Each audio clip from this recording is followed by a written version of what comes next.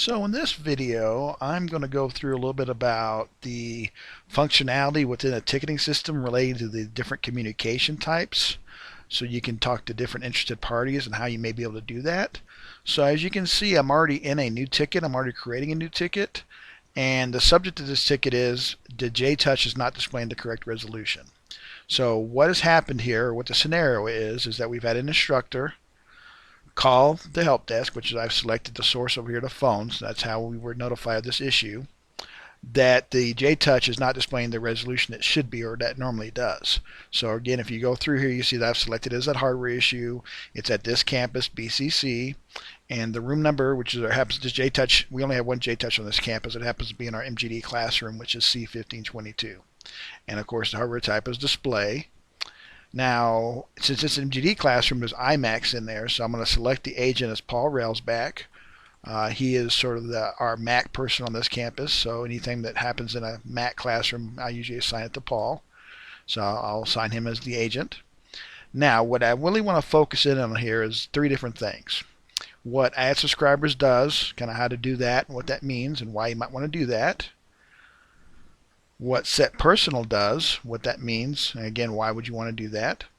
And the last and final thing is what this is called Add CC User down here at the bottom of this column here of items that you can choose from. So going back up to Add Subscribers, the situation where you may want to do something like that would be somebody who wants to kind of keep track of what's going on. So for instance, in this case, Deb Craven is the MGD. She's the chair of the department. She's also the person in charge of the MGD program director. So she, even though she's not the one reporting this issue, she may need to be a subscriber. The person reporting the issue, you may want to add as a subscriber. You know, like I said, there's different ways of doing it. You can add subscribers, or you can CC a user. So, you know, it's kind of hard to say exactly when did you want to use one versus the other. The subscriber, when you click on that, you have the options down here at the bottom of deciding or determining what they can or can't see in terms of, you know, what they can and can't do within the ticket or what they can and can't view, and I say see. What you'll notice when you select subscriber is, and I guess you can't really put the person reporting the issue in here, because if you notice, all these names that are listed in here are IT folks. So, you know, if you do a secondary agent, that's like if you have a full-time agent, like Paul's a full-time technician, and if you wanted to add maybe a student worker, like in our case, Kyle Archer is a student worker at BCC, we could add them as a secondary. Or if this were to involve something on like the networking side of the house, and Paul might need to, you know, talk to Dan on this campus about networking issues or things of that nature, then you could select, you know, Dan as a secondary agent, so he can kind of keep track of what's going on, and, you know, to select him. The other option, of course, is you can change if you don't want them to make them a secondary agent, you can change them and make them and just limit what they can do to just look at being the internal notes, so that anytime somebody puts some information down here in the bottom field here, you have the option of being an internal note or a public reply. And you can just, so if it's a public reply and you're limiting this person, this subscriber that you're going to select, as only to internal notes, then that person won't be able to see that public reply. They don't be limited to viewing internal notes. Or if you just want them to only view the ticket, you know, just kind of so they can just kind of keep a check on what's going on. They can't really add anything to the ticket. They can't really edit the ticket, but they can only basically only view the ticket. Then you can select that person and say they can only view it. Now notice as I change these different permission levels, if you will, from secondary agent down to internal notes down to view ticket, that doesn't change who I have as options up here to select from. So it's still, again, limited to the IT folks. So in this case, I want to select the service desk here at Boulder County. I don't want them to make him as a secondary agent, though. I want them to only see the internal notes. So I'll select limited to internal notes and says OK. Now you see that under the subscriber here, they I can't speak. They have the IT service desk now listed as a subscriber. And if you click it again, you notice that, where's the service desk? You can add an additional person. So let's say I wanted to add, this is Toby Cooks, a student worker here at the campus, and I want to make them a secondary agent, so I can do that. And now you notice the little icons next to the names here that kind of give you some idea of what those with that particular individual. Or of course, the service desk is more of just a general, kind of a generic uh, group, if you will. Or it's really my email address here at the service desk at Boulder County campus. It's got the little note, like a little email icon there, which if you hover over it, it'll say that's limited. That particular agent is limited to internal notes. Whereas here with Toby Cook, you see the little agent icon, which means he's a secondary agent. He can actually work on the ticket, add resolutions or notes about what he discovers, things of that nature. So you have within the subscriber, you can keep adding more and more, and selecting what their permission level is, if you will, whether they're an agent, secondary agent, whether they're limited to only viewing internal notes, or they can only view the ticket. Now, once you get past that, you can go down here. You have this what to call set personal. You might say, well, what does that mean? Well, they got the little question mark over here, so you can kind of hover over that and see that. If you select that, that means that users, meaning like subscribers and agents and things of that nature, or a CC user, they will be able to see agents' names in emails. Otherwise, if you don't select that, nobody sees any of the agent names. At least the users won't be able to. So again, that's an option. If you're communicating, if you got quite a bit of external folks out there, like the CC user, which is going to go out to, like somebody that's the end user that's having the problem or reporting the problem, or somebody that might want to know about the problem and kind of what the resolution is, you may want to set that to personal so they don't see the agent names. That's kind of, I don't know if we would only want to use that very often, because I don't think there's anything really agent name wise that we want to be hiding from anybody.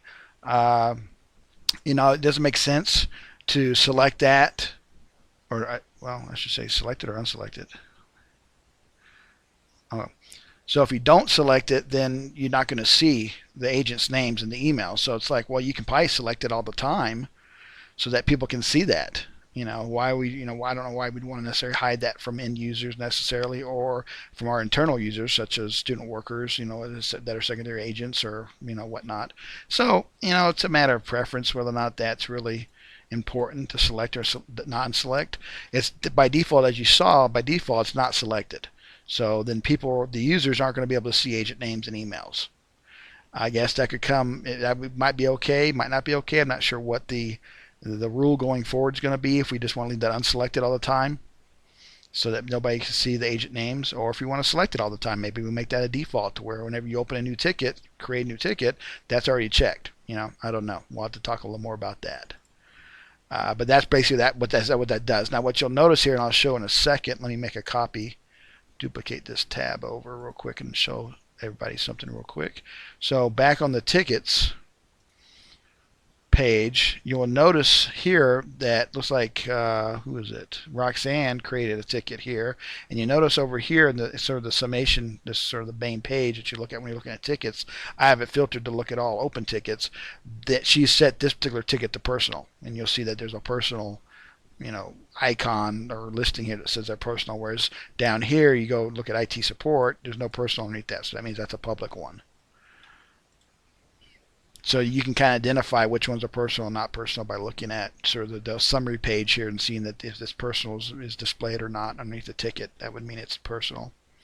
That means that somebody selected this guy right here, and that will show up. Now the third thing that's talking about communication policies here, or communication methods, is this add CC user down here at the very bottom of the list. And if you click on that, now you won't get just people in IT. You'll get everybody out there, and it looks to me like there's even students listed in here. But since, like for instance, I was talking about Deb Craven is the program director for the MGD program. So if you want to CC her about what's going on with this ticket, things of that nature, we basically type her name in here, her last name, of course. It'll find her, Deb Craven. You select her. Click OK, and now she's a CC. You don't have those same options of making her an agent, or only viewing internal notes, or view only like you did when you did the subscriber, because that's more for internal, how we're dealing with the ticket from an internal standpoint. For external folks, whether it's the person reporting the ticket, reporting the issue, which was why we're creating the ticket, or in this case, like the program director might want to know about why, that there was a problem with the JTouch screen, and why or what we did to fix the problem, so that maybe in the future we can avoid those problems, because maybe it was a user issue, some previous instructor might have messed it up, on the iMac, and that's why the resolution on the JTouch is messed up, or it's not displaying correctly. So that's that option. And you can add multiple. Let's add. We can add Dev Craven. Let's say the instructor's name was. I'm trying to think of one. Keith Boggs isn't, but we'll just add him anyway. He doesn't teach in that classroom, but we can add Keith Boggs. So it'll build a list up here, and you notice they've got this little icon, like a little person hanging out over here, which is kind of what the icon is, or the symbol is, for a CC user. That's what they are, versus the agent looks like kind of like a police officer kind of thing with the hat on. They're an agent, or in this case, Kobe's a secondary agent. It looks the same as a primary agent icon. And then, like I said, the service desk up here was like an email icon that says it's, you hover over it and it'll tell you that particular subscriber is limited to only viewing internal notes. So that's about it. This stuff I'll get in a different video here in a second, because some of this stuff you can do even after a ticket's created if somebody forgot to do something. Some of it you can't. You can't change the set personal. You can't check that or uncheck that once you create the ticket. That's not part of what you can edit once a ticket's been created. So the only thing that's left now is I've already typed in sort of a generic sort of description of a problem, which is not really what I was talking about up here with the scenario, but it's there. So just hit send. It creates a ticket. Now we've got to create the ticket created, and it's got all this information in there. And now, of course, you notice you have a tab here that has, okay, we've got 2 subscribers.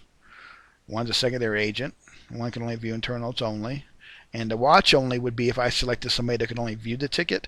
That would be, the symbol for that would pop up over here next to that particular agent's name. That would be a watch only type of situation. And then, of course, you got the history. And so they were added. It talks about, I added them as a CC user.